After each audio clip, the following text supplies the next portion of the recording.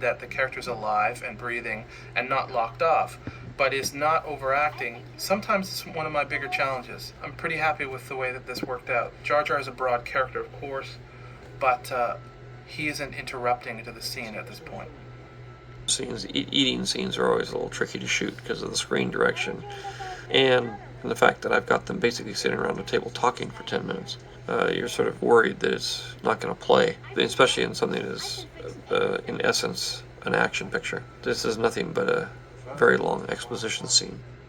You come up with, like, the jokes with Jar Jar and developing his earnest character, which allow you to play the scene out as long as it plays out in order to get all the exposition out that has to be told.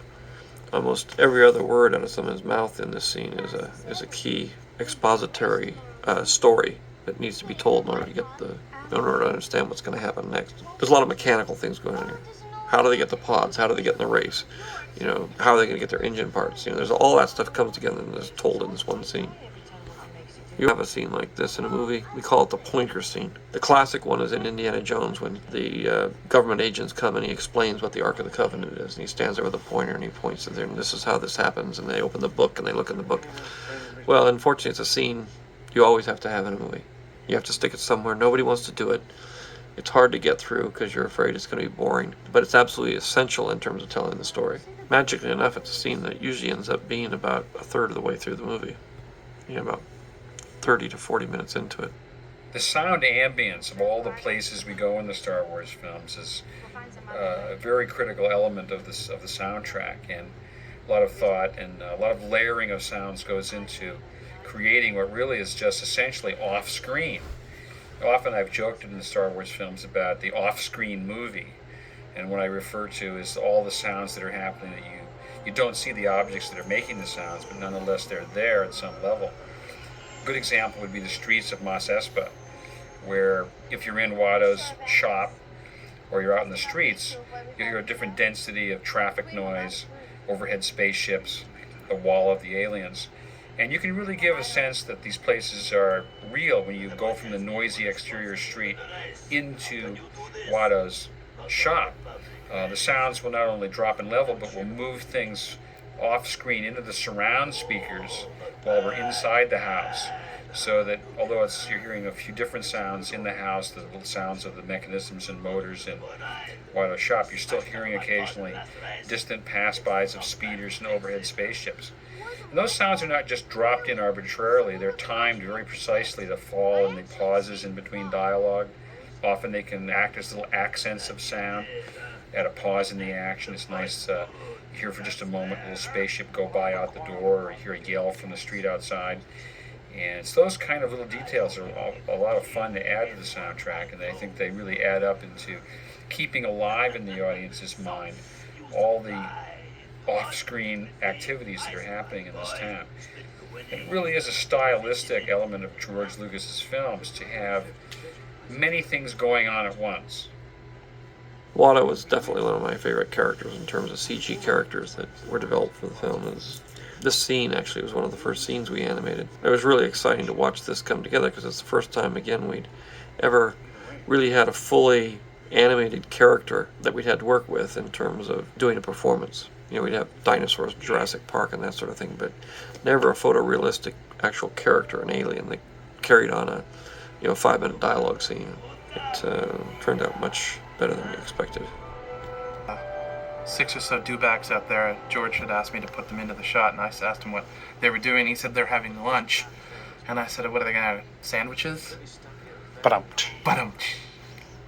I've also developed a style of ending up with different people in different places. Something like an American Graffiti, where we cut 4 completely different stories, intercut them.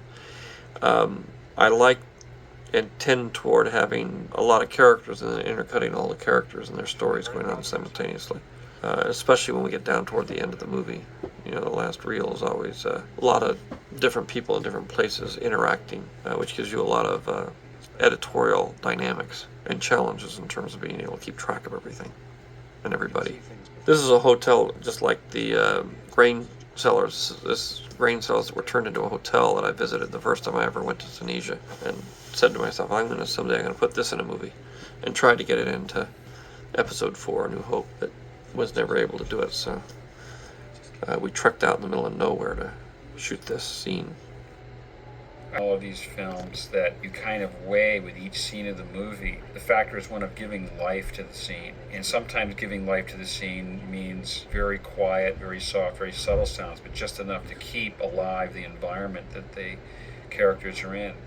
Other times, of course, the sound will be very busy to keep a proportionate life going. But it's the contrast of loud and soft and the contrast of dense and thin, which follows a dramatic curve in the film. I wanted to get that sense in the movie that a certain environment that I grew up, which is, the old battered car sitting in the backyard that you work on, or somebody's working on, year after year after year, and it never really goes anywhere. But a friend of mine's father had a car like this. It was sitting in his garage, and every weekend he'd work on that car. And he did it, for as long as I was living in Modesto.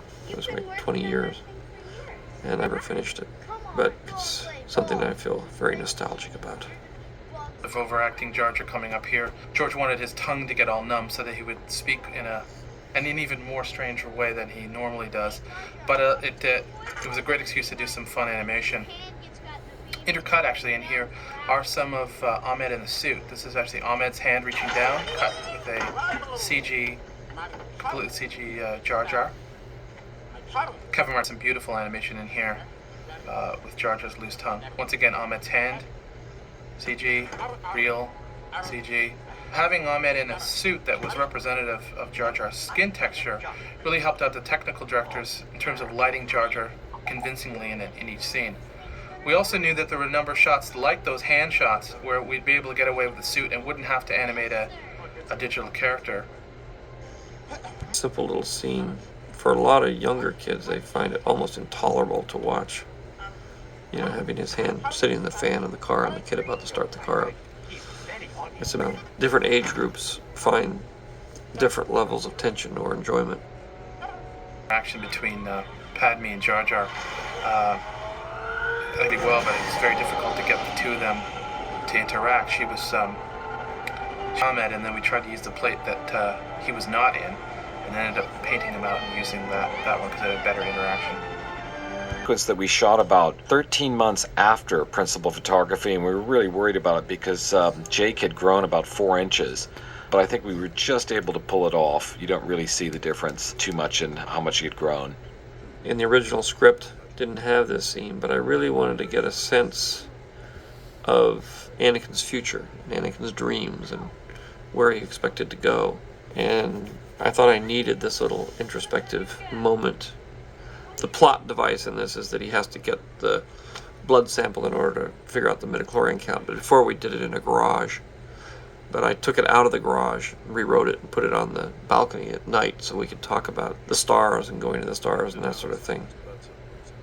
Midichlorians into it as a device is something that existed from the beginning, but I never really had the time to go into any explanation, because every time these rather larger concepts come into play, how does the galaxy work, what is the Force, all this kind of stuff, you have to be very sort of cryptic and deal in almost fortune cookie descriptions of things, and so it's very difficult to get a concept across. But I figured in this whole movie I could begin to bring out the idea of midichlorians and their job in being sensitive to the Force, and why some people are more susceptible to the Force than others, which is an issue that's in the first film, but you never know why some people have the Force is strong with some people and not strong with other people.